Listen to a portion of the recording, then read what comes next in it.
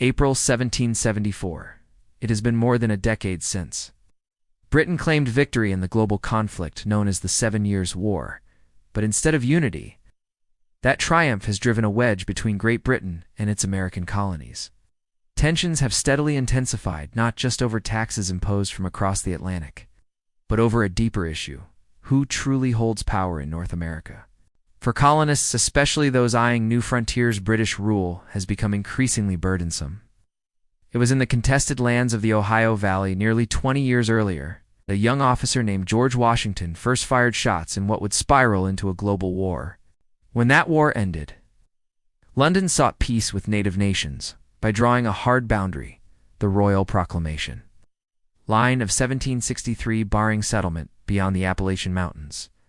To those dreaming of land and opportunity, it felt like betrayal.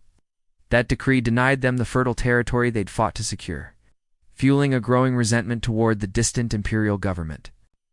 Year by year, colonists' frustration with British policy has mounted, and when Parliament attempted to assert its control, yet again this time with a monopoly on teetered, triggered one of the boldest acts of colonial defiance: the Boston Tea Party.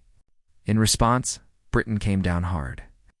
Parliament enacted the so-called Coercive Acts, a series of punitive laws aimed squarely at Massachusetts. Boston's port was sealed under naval blockade. Self-governance in the colony was gutted. British troops were given broader powers to occupy private property, and in neighboring Quebec, Parliament granted rights to French Canadians that infuriated Protestant colonists to the south. Across the colonies, these laws were soon dubbed the Intolerable Acts. Far from isolating Massachusetts, they united the colonies in outrage. In Virginia, the House of Burgesses was dissolved for showing support, but the Virginians simply convened outside official channels. In Fairfax County, the meeting was led by none other than George Washington himself. No longer cautious, colonists now openly declared that only their local assemblies had the right to legislate for them, not a parliament an ocean away. From across the colonies came calls for a unified response. That fall, 56 delegates from 12 colonies met in Philadelphia in what became the First Continental Congress. It was a diverse group: fiery revolutionaries like Samuel and John Adams, moderates like John Dickinson, and radicals like Virginia's Patrick Henry, who began to argue openly for independence. Despite differing views, the Congress found common ground. They agreed on a full boycott of British goods and drafted a petition to King George III. They didn't ask for independence yet, but demanded a return to peace, liberty, and self-government. The king never responded. In the meantime, British General Thomas Gage, commander in North America, feared colonial militias were preparing for war. He moved troops into Boston and ordered the seizure of colonial weapons stored in surrounding towns. One such mission to a powder magazine near Boston triggered panic across the countryside. Rumors of massacres and naval bombardments spread like wildfire, prompting thousands of armed colonists to rally. By the spring of 1775, both sides were on edge. On the night of April 18th, Gage dispatched 700 redcoats under Colonel Francis Smith to Concord, Massachusetts, to destroy rebel supplies. But colonial spies were already in motion. Paul Revere and other riders fanned out through the night, alerting militia units across the countryside. As dawn broke on April 19th, British troops encountered a line of 80 militiamen in Lexington. No one knows who fired the first shot, but within moments, 8 Americans lay dead and the Revolutionary War had begun. The British pressed on to Concord, but the element of surprise was lost. Supplies had been hidden or removed, and militias had mobilized. At Northbridge, over 400 Minutemen met a British detachment. Shots rang out again this time.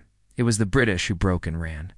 As the redcoats retreated, American militias swarmed along their path, firing from trees, stone walls, and houses. The British suffered heavily until reinforcements under Lord Percy arrived with cannons. Even then, the long road back to Boston was a gauntlet. By day's end, nearly 250 British soldiers had been killed or wounded. The Americans lost around 90. Skirmishes by scale, but seismic in consequence. The siege of Boston had begun. Within weeks, a Second Continental Congress convened. Delegates had come prepared to negotiate. Instead, They found themselves organizing for war, established a Continental Army, raised funds, sought foreign support, and chose a commander, George Washington of Virginia.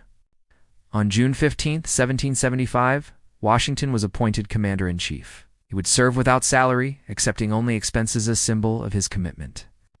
Though privately troubled by the gravity of war, he knew the stakes. If peace means submission, he wrote, then war is the only path for a free people. So the fight for American independence had begun. Thank you for watching The Dusty Scroll, where we unearth the past to better understand the present. If this story stirred your curiosity, don't forget to like, subscribe, and ring the bell for more history brought to life. Coming up next, the rise of China's sweeping journey through the 20th century. From imperial collapse to global resurgence, don't miss it. Until then, stay curious, stay skeptical, and keep turning the dusty scroll.